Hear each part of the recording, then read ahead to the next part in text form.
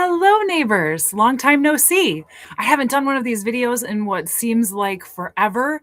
I haven't really done any since the tornado, and I'm sorry. I've just been so busy that I haven't really had a chance to sit down with my computer. But I'm making some time tonight, and I've got a great topic. I just came from the meeting where some community members got together and discussed the situation with the homeless. And one of the issues that came up was how we are short staffed in our police department. And I'm so frustrated about that because we keep hearing, well, we're just not getting great applicants. Could it be because we don't pay very well? I don't know. Companies that I know of that pay well and have great benefits and have good working conditions don't generally have shortages of people. We have $8.3 million that we haven't put a name on, that we haven't allocated towards any resource. And I think maybe we should put some of that money towards our police department. I would love to hear from the community and tell me if you think that our cops need to be paid better, need to be taken better care of, maybe need some other perks that I haven't even thought of because I'm not a police officer.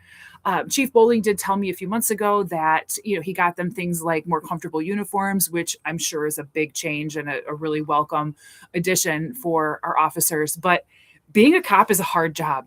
I wouldn't want to do it. I grew up wanting to be a police officer. That's all I wanted to do when I was little, and you couldn't pay me enough, to be honest. But I think there's a lot of people who do want to be cops and could be paid enough. And I think that if we did that, we'd have a better applicant pool or a more plentiful applicant pool. And again, we have $8.3 million and nowhere to put it. This is really important right now because we're working on our budget.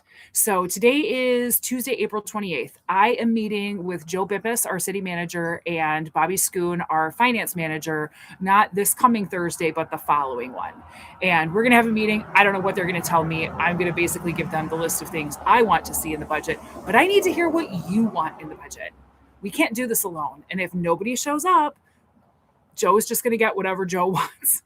And in my opinion, that hasn't been working so far.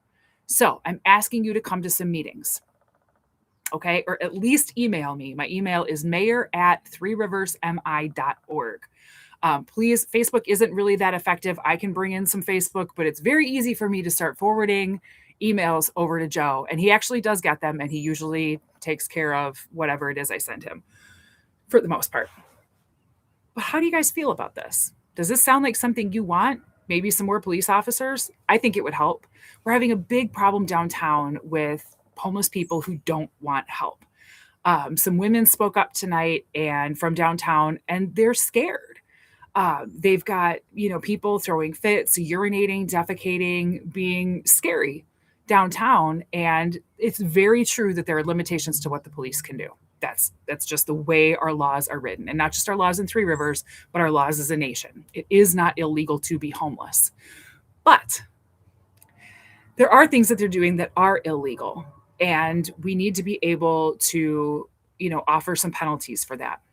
Something else that was discussed was that, our jails are overcrowded, and basically if they do try to prosecute, essentially these folks get off, and this isn't just homeless people, but the sort of low end crimes, they basically get let off with whatever time served they had, which could have been just a couple of days.